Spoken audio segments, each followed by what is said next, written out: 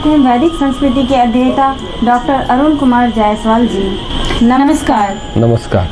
श्रीमद् भगवद गीता के 12वें अध्याय का 12वां श्लोक, श्रेयो हि ज्ञानमभ्यासात् ज्ञानाध्यानं विशिष्यते ध्यानात् कर्म फल त्यागात् शान्तिरनन्तरम्। मर्म को ना जानकर किए हुए अभ्यास से ज्ञान श्रेष्ठ है, ज्ञान से मुझ परमेश्वर के स्वरूप का ध्यान श्रेष्ठ है और ध्यान से भी सब कर्मों के फल का त्याग श्रेष्ठ है, क्योंकि त्याग से तत्काल ही परम शांति होती है। हमारी एक जिज्ञासा है कि अंध अभ्यास क्या होता है? क्या आजकल लोग इसी अंध अभ्यास के चक्कर में पड़े रहते हैं? हमारी भी एक जिज्ञासा है कि आज हम मन की सुधि क्यों नहीं लेते हैं, जिससे मानवता इतने कष्ट में है। और एक बात बताएं कि इस 12वें अध्याय का अत्यधिक महत्व क्यों आंका गया है? भगवान इस श्लोक में बहुत गंभीर बात बता रहे हैं। अंध अभ्यास जैसे गायत्री मंत्र हो, महामृत्युंजय मंत्र हो, हनुमान चालीसा हो, रट रहे हैं, न मनन है, न चिंतन है, न अर्थ है, न ज्ञान है, न भाव है, न मन है और न ध्यान है। ऐसे अभ्यास से ज्ञान श्रेष्ठतर है और केवल ज्ञान से ध्यान श्रेष्ठकर है और ध्यान से भी कर्मफल का त्याग श्रेष्ठकर है, क्योंकि त्याग द्वारा तुरंत शांति प्राप्त होती है। भगवान ने एक एक कर अभ्यास का महत्व बताया है कि बिना ज्ञान के अभ्यास का कोई अर्थ नहीं रहता। ज्ञान से श्रेष्ठ है ध्यान, ध्यान से श्रेष्ठ है त्याग। प्रभु के चरणों में सभी कर्मों के फल का त्याग करवाता है और जब त्याग होता है तो मन शांत और सौम्य हो जाता है।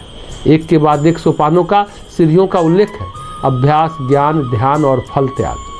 वह कर्म फल त्याग आना चाहिए जो उच्चतम है और वह प्राप्त करना चाहिए। कर्म फल त्याग में एक बात है कि हम भगवान के हैं और सभी कर्म भगवान के हैं। कितनी अच्छी बात है, हम भगवान के हैं और सभी कर्म भगवान के हैं और सारी चीज़ें भगवान की।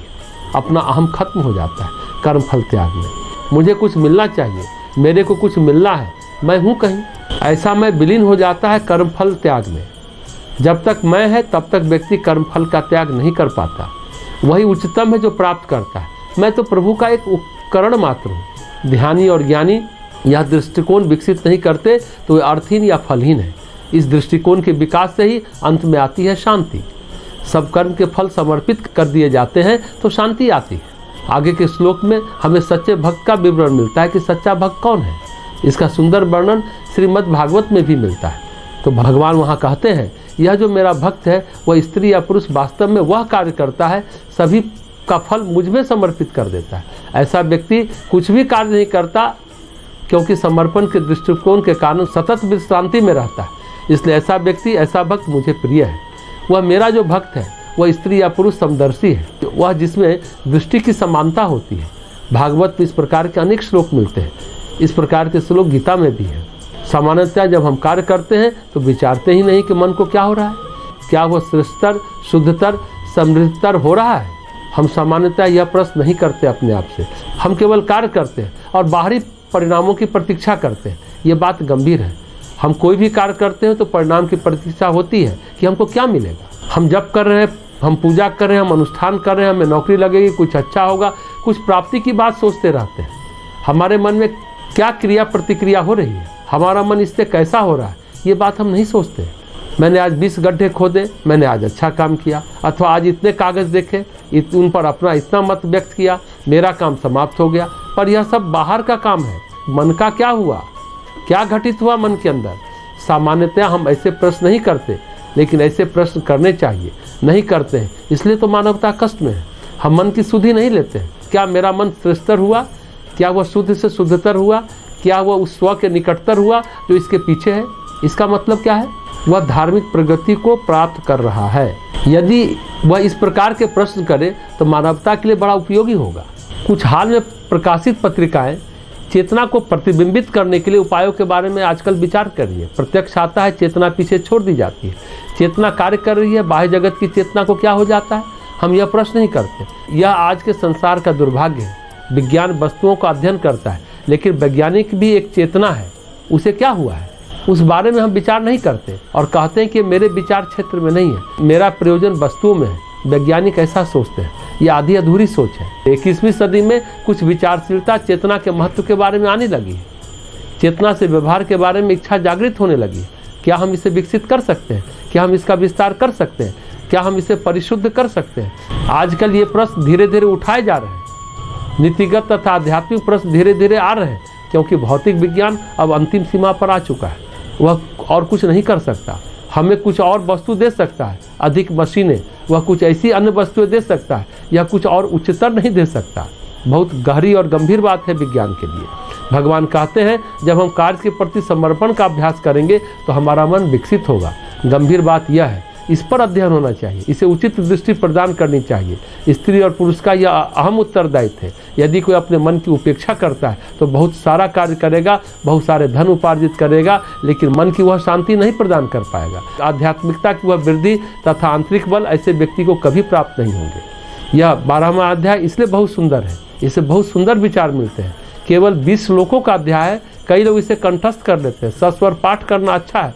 जब आप अकेले में हो तो इस 12वें अध्याय को जरूर सोचना चाहिए। जब हम श्लोक पढ़ते हैं तो हम अपने मन से पूछते हैं कि मैं इस विवरण में कैसे खड़ा उतरता हूँ। भगवान कहते हैं, जिस प्रकार के गुणों में रहते हैं वे मुझे अत्यंत प्रिय हैं। मैं भी प्रभु का प्रिय पात्र बनना चाहता हूँ। मैं यह कैसे करूँ? कदम दर कदम मुझे इन गुणों का अभ्यास करना चाहिए। अंत में उस भगवान के प्रति उच्चतम समर्पण आएगा, जिसकी चर्चा हम लोग आगे के श्लोक में करेंगे। श्रीमद् भगवद गीता के 12वें अध्याय का 13वां श्लोक। अद्वेष्टा सर्वभूतानां मैत्रः करुण एव च निर्ममो निरहंकारः समदुःख सुखः क्षमी।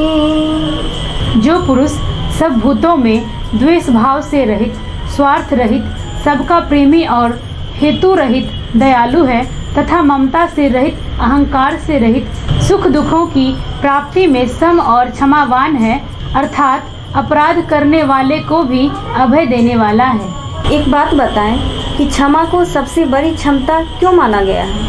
हमारा भी एक प्रश्न है कि एक स्वस्थ समाज कब विकसित होता है? भगवान इस श्लोक में भक्त के लक्षण बताते हैं। किसी से कोई शत्रुता नहीं, द्वेष नहीं, स्वार्थ रहित, सबका प्रेमी, सबके प्रति मित्रता, शत्रुता का अभाव ही नहीं अपितु मैत्री भाव भी, और करुणापूर्ण भी तथा अहंकार से रहित। इस विचार से मुक्त किया मेरा है, यानी विनम्र अहंकार में रूपांतरण आता है। ध्यान से समझने की बात है। वह कच्चा अहंकार फिर और अधिक नहीं रहता। सुख दुख में समान रहना।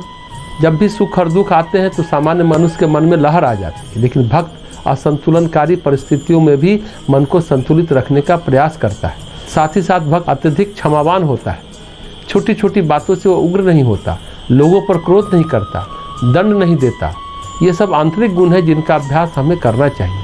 फिर बाहरी क्रियाकलाप बड़े पैमाने पर बदल जाते हैं। यदि मैं पूरी तरह से सांसारिक हूँ तो मुझे घृणा के अवसर मिलेंगे, लोगों के साथ लड़ने की परिस्थितियाँ बनेंगी, बहुत सारी बातें इस प्रकार की मिलेंगी। पर मैं अब संसार में हूँ, पर संसार का नहीं हूँ। मैं ईश्वर के प्रति अग्रसर हूँ, इसलिए इन सुंदर गुणों में से कुछ व्यक्त होने लगेंगे। क्षमा करने की क्षमता बहुत बड़ी क्षमता है। किसी ने गलत किया, मैंने उसे मन में गहरा स्थान दे दिया, 20 साल बाद भी उसे भूलता नहीं हूँ। यह एक सामान्य व्यक्ति की सोच है, लेकिन जब आध्यात्मिक जीवन प्रारंभ होता है, मैं यह कहकर इन बातों को हल्का कर देता हूँ कि इससे कोई अंतर नहीं पड़ता। मेरा मन उच्चतर वस्तुओं के लिए है, न कि संसार के विरुद्ध इन विद्वेषों को एकत्र करने के लिए। अतः जो आध्यात्मिकता का अभ्यास करता है उसमें इस प्रकार के अवगुण नहीं होते। एक पत्रिका में एक बात बहुत पहले आई थी कि धन्य है वे हृदय जो द्वेष इकट्ठे नहीं करते। बहुत सुंदर बात। हम लोग हृदय में द्वेष और द्रोह इकट्ठा करते रहते हैं। 20 साल बाद भी हृदय उनसे भरा हुआ है। उस हृदय की प्रकृति क्या होगी? हमारा मन इन अनुभवों से परिष्कृत करने का, परिशोधन करने का परिशोधक कारखाना नहीं बन पाएगा। जब यह परिशोधन का कारखाना बन जाएगा तब द्रोह नहीं रहता, यह बदल जाता है, वह रूपांतरित हो जाता है।